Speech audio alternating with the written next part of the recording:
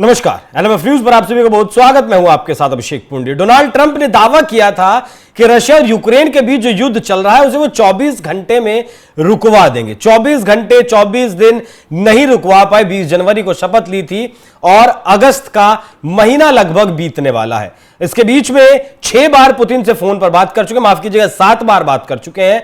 एक बार मुलाकात भी हो चुकी है और उस मुलाकात के बाद 15 अगस्त में अलास्का में मुलाकात हुई। 2 घंटे 45 मिनट मुलाकात चली, लेकिन कुछ हल निकलता हुआ नजर नहीं आया। जब दोनों ही लोग मीडिया के सामने आए तो बहुत कुछ कहने से दोनों ने दूरी बनाई और परहेजी किया।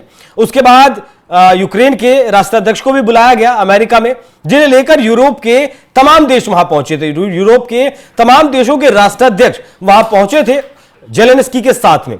यहां तक कि नाटो के जो चीफ है मार्क रट, वो भी पहुंचे थे। कहा यह भी गया कि जेलेंस्की को ट्रंप से मिलवाने से पहले उन्हें पढ़ाया गया किस तरीके से बात करनी है, किस टोन में बात करनी है, क्या बात करनी है, किस तरीके से शुक्रिया अदा करना है। क्योंकि जो मुलाकात पहले हुई थी, जो टी शर्ट वाली कहानी आपने देखी होगी, उसमें ट्रंप ने साफ तौर पर मीडिया के सामने इस बात को कहा था कि आपने एक बार भी थैंक यू नहीं बोला है। लेकिन अब 1 मिनट में लगभग 13 बार इस मुलाकात में 1 मिनट में 13 बार लगभग जेलेंस्की ने ट्रंप को थैंक यू बोला। साथ ही मेलेनिया ट्रंप के लिए एक लेटर भी दिया जो उनकी वाइफ ने दिया था। हंसी मजाक भी हुआ, व्यंग भी हुए और सवाल भी बहुत सारे हुए। लेकिन नतीजा क्या हुआ, इस पर अब तक कोई भी देश पहुंच नहीं पाया। ना तो अमेरिका यह बता पा रहा है कि नतीजा इस युद्ध का क्या है, ना पुतिन बता पा रहे हैं और ना ही यूक्रेन बता पा रहा है कि नतीजा क्या होगा, क्योंकि शर्तें यूक्रेन की अलग है, रूस की अलग है। लेकिन यहां समझने वाली बात यह है कि जिस तरीके से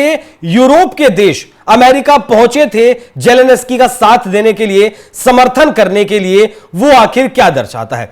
क्या दर्शाता है कि $150 बिलियन का फंड जुटाया है यूरोप के 27 देशों ने।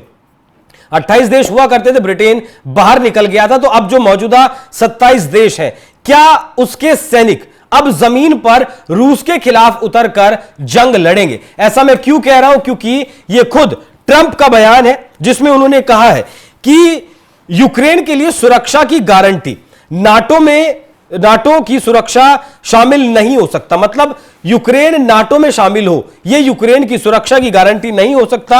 अमेरिका यूरोप की मदद करने के लिए तैयार रहेगा।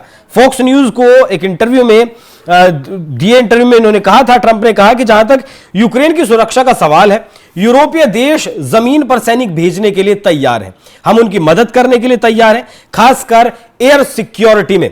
हमारे पास जो है वैसा किसी और के पास नहीं है। सच कहूं तो उनके पास वो क्षमता नहीं है, लेकिन मुझे नहीं लगता कि यह कोई बड़ी समस्या होगी। कुछ ना कुछ सुरक्षा इंतजाम होगा, लेकिन वो नाटो नहीं हो सकता, क्योंकि यह कभी संभव भी नहीं होगा। देखिए, दरअसल में जो लड़ाई दोनों देशों के बीच शुरू हुई थी, रूस और यूक्रेन के बीच, वो इसी बात को लेकर शुरू हुई थी कि यूक्रेन नाटो में नहीं जाएगा, नाटो में शामिल नहीं होगा। उसी वजह से यह लड़ाई शुरू हुई थी और आज भी जिद वही है, यूक्रेन की जिद वही है नाटो में शामिल होने की, और रूस की जिद है कि वो अपने बॉर्डर पर नाटो की फोर्सेस को नहीं आने देगा। अलास्का में पुतिन और ट्रंप की जो मीटिंग हुई, मुलाकात हुई, उसमें भी सबसे पहली शर्त यही रखी गई थी कि यूक्रेन नाटो में शामिल नहीं होगा, उसके बाद ही कोई बातचीत हो सकती है। यहां देखिए जिस तरीके से तस्वीर आप देख रहे हैं, इसमें सामने ट्रंप बैठे हैं और उनके सामने यूरोप के नेता बैठे हैं, जेलेंस्की बैठेंगे। मतलब इस तस्वीर को देखकर ऐसा लगता है कि एक तरफ बॉस बैठे हैं। जिस तरीके से कोई कैबिनेट की मीटिंग ली जाती है, वो भी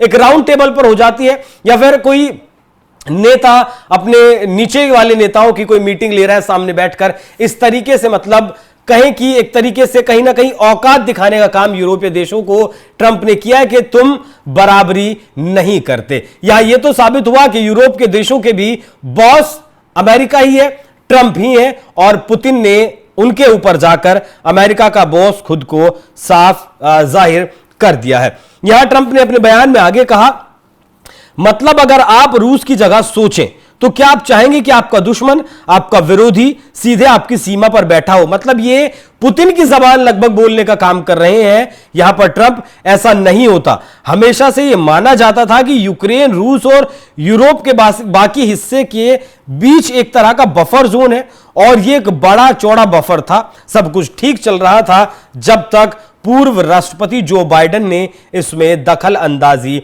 नहीं की। तो आप ये भी समझ सकते हैं, ये भी मान सकते हैं कि अलास्का में जो मीटिंग हुई उसके बाद कहीं ना कहीं चेहरा तो उतरा हुआ था ही ट्रंप का, और यह भी कहा जा सकता है कि कहीं ना कहीं वहां पुतिन कामयाब रहे अपनी बात को मनवाने के लिए, अपनी शर्तों को मनवाने के लिए। यही कारण है कि आज ट्रंप जबान बोल रहे हैं, पुतिन की जबान ट्रंप बोल रहे हैं। जिस तरीके से उन्होंने कहा कि आप, कोई भी नहीं चाहेगा कि आपका दुश्मन आपकी सीमा पर आकर बैठ जाए। तो अपने आप में बहुत बड़ी बात है। अब समस्या यह है, देखिए $150 बिलियन का फंड जुटा है यूरोप के देशों ने। उन $150 बिलियन में से $90 बिलियन के हथियार अमेरिका से खरीदे जाएंगे जो यूक्रेन को दिए जाएंगे। ट्रंप ने यहां भी एक व्यापारी होने का अपना जो धर्म था वो निभाया। इससे पहले भी $20 बिलियन के हथियार जब दिए गए थे यूक्रेन को, वो फंड नाटो देशों के से इकट्ठा किया गया था। हथियार अमेरिका से खरीदे गए थे और दिए यूक्रेन को गए थे। मौजूदा वक्त में भी $150 बिलियन यूरोप ने खर्च किए हैं, इकट्ठा किए हैं, जिसमें से $90 बिलियन के हथियार खरीदे जाएंगे। अब ये जो $90 बिलियन के हथियार खरीदे जाएंगे, क्या एक और जंग की तैयारी की जा रही है? क्योंकि जिस तरीके से यूरोप का मानना है कि अगर यूक्रेन की सीमाएं सुरक्षित नहीं हुई, आज यूक्रेन पर जिस तरीके से रशिया मनमानी कर रहा है, उस तरीके से अगर यूक्रेन कहीं ना कहीं कब्जे में पुतिन के आ गया, उसके बाद उससे आगे शुरू हो जाएगा आपका यूरोप, और फिर यूरोप भी पुतिन की जद में आने से नहीं बचेगा। यही असली डर है सारे यूरोप के देशों का। यही कारण है कि इतना बड़ा, इतना मोटा फंड इकट्ठा कर रहे हैं। हालांकि जब पिछली मुलाकात ट्रंप की हुई थी जेलेंस्की के साथ, उसके बाद वो मुलाकात सफल नहीं रही थी। उसके बाद ब्रिटेन पहुंचे थे जेलेंस्की, और वहां से भी कुछ लोन और कुछ हथियारों के लिए पैसा लेकर आए थे। फिलहाल जेलेंस्की इस बात पर अड़े हुए हैं कि 2014 में रशिया ने हमारे क्रीमिया शहर पर कब्जा कर लिया, अब हमारे और 5 क्षेत्रों पर कब्जा कर लिया। इन क्षेत्रों में रेयर अर्थ एलिमेंट्स की भरमार है। दुनिया में जितना रेयर अर्थ एलिमेंट्स है, अकेला यूक्रेन उसका 10% हिस्सा रखता है। यही कारण है कि ट्रंप ने भी डील की 50% रेयर अर्थ एलिमेंट्स निकालने के लिए। अब ट्रंप को जल्दी इस बात की है कि जैसे ये युद्ध खत्म हो, गोलाबारी खत्म हो, वैसे ही ट्रंप अपनी खुदाई की मशीन लेकर जाए और वहां से रेयर अर्थ एलिमेंट्स को निकालकर अमेरिका लेकर आए और अमेरिका से दुनिया को बेचें।